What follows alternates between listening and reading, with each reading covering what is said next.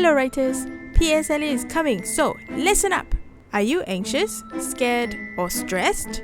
Stop worrying! You don't have to become the next Roald Dahl, J.K. Rowling, or Dr. Seuss to score well. As a Primary 6 student, your main goal is to craft a narrative in just 5 paragraphs, keeping it simple and relatable for everyone to enjoy. Remember, you only have about 50 minutes to write a short story, not a murder mystery case where the vengeful protagonist is hunting down the one-eyed man who killed his precious chicken, so he goes from country to look for. Let's be real, we don't have time for that. Feel free to write such stories in your own time, but for PSLE, there is no time. So, how do we make time? In today's video, we will learn how to plan. To do so, I want you to remember these two things: PP and RR, also known as PER. So, what is PER? PP stands for Please Plan, and RR stands for Realistic and Relatable. So, altogether, let's PER. Please plan a realistic and relatable story. You might be wondering, what is considered realistic and relatable? This means no ghosts or zombies, no aliens or monsters, no dragons, no magic, and no murder. Why not? Your reader may not relate to or understand these things, or they might even find it too intense or frightening to read. Basically, it's best to write about something that mirrors our everyday lives, where the situations reflect reality and the characters face challenges we all understand. And that includes giving them realistic names, please. A friendly reminder that your PSLE is a serious examination, and if you try to throw in any sneaky jokes, your marker will not be happy. And we want our markers to be happy so that they can give us a higher score, right? Now that we know what not to do for our compositions, let's talk about what we should do. Always remember, topic plus picture equals success.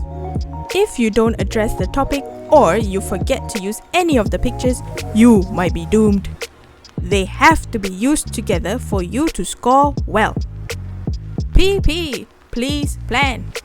Look at your topic and the 3 pictures. Think of one major scenario for each picture that you can foresee happening, and choose the one you think you can write best.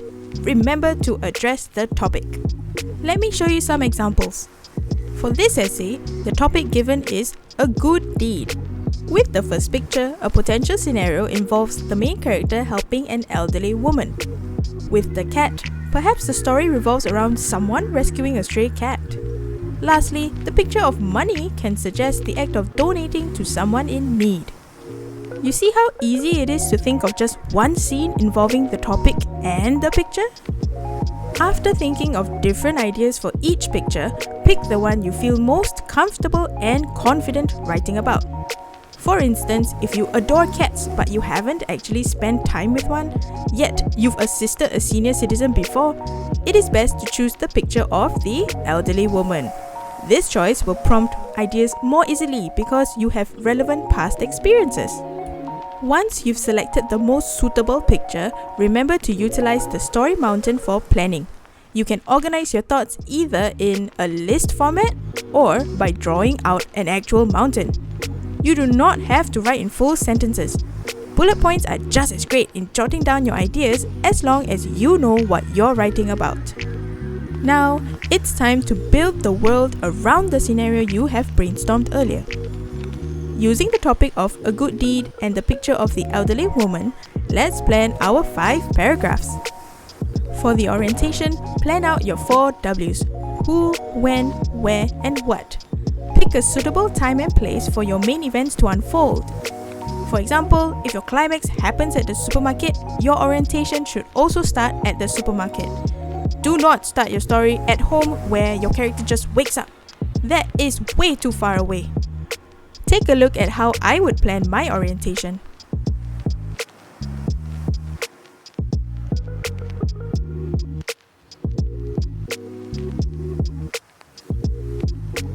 Next, the rising action is where you make things interesting by adding problems or challenges for your characters to face. These challenges should get more serious as the story goes on. Here are some of my ideas.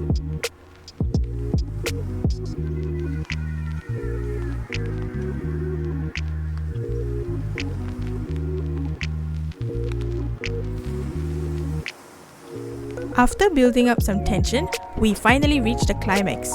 This is the most exciting part of your story, where the characters face their biggest challenge or make a big decision. Here are my ideas.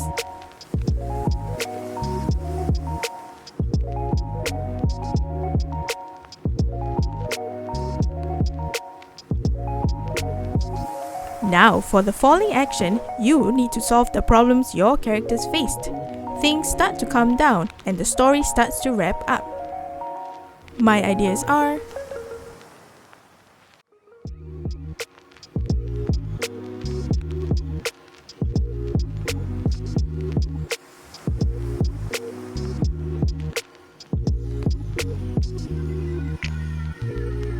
finally, for the resolution, end your story by tying up loose ends.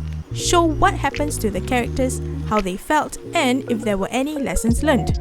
Top tip: try to use words from your topic so that you remember to include them in your story too.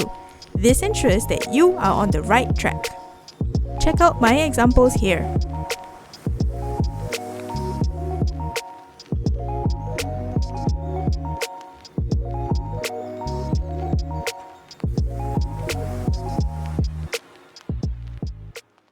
And that's it! Planning should only take about 10 minutes, and trust me, these minutes are well spent. They will make your actual writing process much easier and faster as well. Now, I know some of you may be asking, why must I plan? I already have the ideas in my brain. Planning is such a waste of time. Well, during an exam, especially PSLE, your mind will be racing with lots of ideas. It is a lot messier than you think it is up there. So, jotting down a quick plan, even just some rough bullet points, helps you stay on track with your story mountain. Did you know that some students who don't plan get so carried away with their writing that they forget their topic and their picture? Do you want that to happen to you? Another question you may have is, why must I even follow the story mountain? Think of the story mountain like a recipe for a delicious cake. If you follow the recipe and follow the steps carefully, you are more likely to bake a yummy cake that everyone enjoys. Do you want your guests to be eating a rubber cake? In the same way, following the story mountain helps you create the best story possible within the given time limit. So, remember to purr! It's a recipe for success. Writing stories might seem like it's all based on personal opinion. You might think, what one person likes, another might not. So how do I know what to write and how to make my marker happy? That's totally fine to think about. But remember, when you are writing for an examination, especially for PSLE, there are rules that both you and the teacher grading your paper have to follow. This way, everyone's work gets a fair evaluation. Now, let's recap how to plan for a composition in just 5 steps. Please plan a realistic and relatable story. Step 1. Understand your topic. Step 2. Brainstorm a major scenario for each picture in relation to that topic. Step 3. Pick the picture that you feel most confident writing about. Step 4. Create a list or a curve and note down the events that occur in each part of the story. These 5 parts are the orientation, rising action, climax, falling action, and resolution. The orientation introduces the time, place, and characters. The rising action presents challenging developments.